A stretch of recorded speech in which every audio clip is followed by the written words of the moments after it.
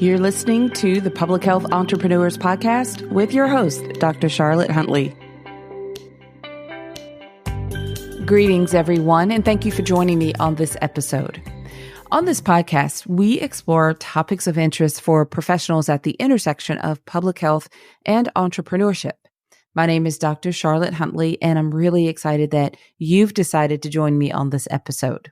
I'm a public health entrepreneur with over 25 years of experience in healthcare and in public health, and I've also been a podcaster since 2017.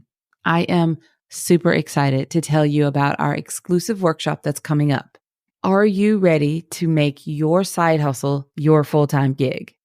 That's an important question. This is to grab the attention of consultants and entrepreneurs who are juggling a full-time job alongside your business dreams.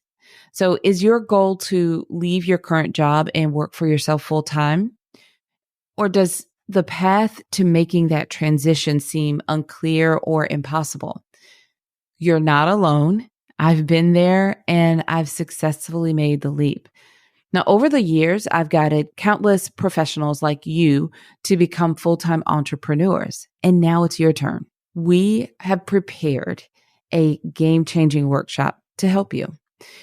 It will help you explore your options and also develop a personalized strategy to achieve this entrepreneurial milestone. And I say a personalized strategy because how one person makes the leap is very different from how another person makes the leap.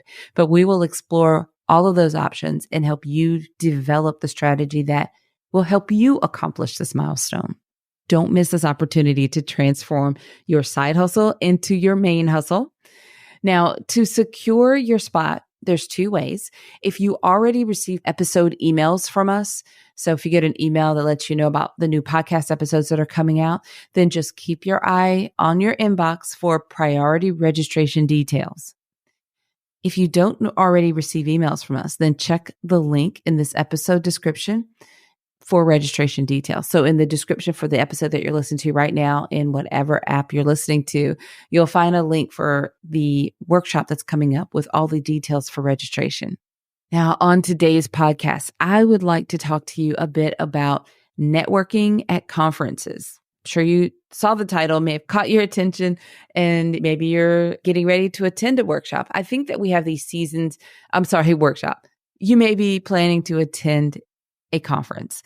And in this season, we ebb and flow with conferences. I think in the fall, we tend to have a lot of public health conferences, kind of focused conferences, again, in like the spring, and then they are a little scarce in the summer months.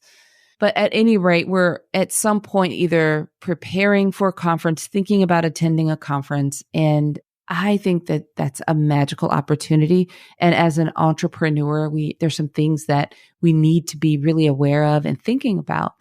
So my question for you is really, have you thought about networking goals for your conference? Or do you normally set goals? Do you set goals before you attend a conference? I'm curious to know who does that.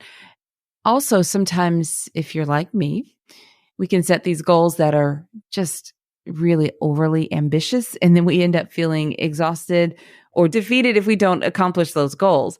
So I want to share with you some reasons why you should be setting the goals.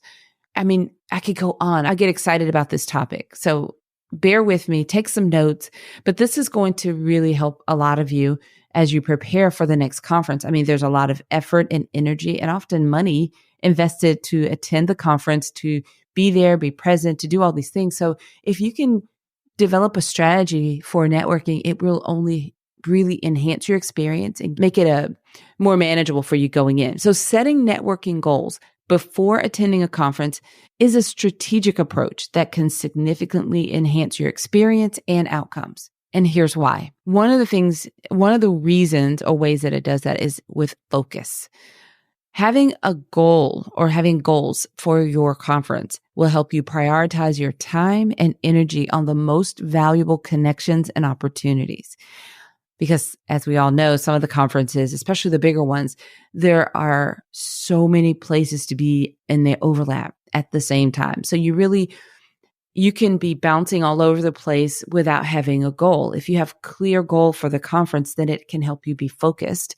You'll learn really quickly. If you revisit your goal, then you can decide more easily how to prioritize your time, where to put your energy, and which connections are the most valuable to you in those opportunities as well. Okay. Here's another reason why setting networking goals before the conference is a real strategic approach that can help you. And that's in the preparation. So having goals allows you to research relevant attendees or speakers or even companies in advance. That's, for some of you who are kind of fact finders like I am, I like a good plan and being able to know, like, you can identify ahead of time who you want to, of the speakers, maybe who you really want to introduce yourself to or meet with or mingle with, maybe who are the other attendees and who am I going to prioritize those meetings or the opportunities to meet with them, and even the organizations, the companies that will be there. So the preparation, so having a goal can help you with the preparation of the conference before you attend the conference. So another way that the strategic approach of having a goal can help you is with efficiency. With clear objectives, you can make the most of the limited time at the event. Some conferences are 1 or 2 days. Even those that are a few days longer, they're still so packed with just everything that having clear objectives can help you be more efficient. Measurability is another one that I have here as a reason why having goals can help you. And that's because goals provide a way to assess your success post-conference. So if you set a goal and you have a strategy in place, then after the conference, you have a way to measure that, and a little bit more on that later. I will also say confidence is another reason why you should have goals. Defined goals can reduce anxiety and give you your purpose in social situations. I find that to be extremely helpful. So boosting your confidence, because again, there's so much going on and there's this pull or sometimes this kind of people pleasing thing. You want to be everywhere with everybody, and then the anxiety is out the, over the top. And I'm chuckling because I've been in these situations myself, but having defined goals can help reduce that anxiety and help you have more purpose in those social situations. Another reason why is the follow-up.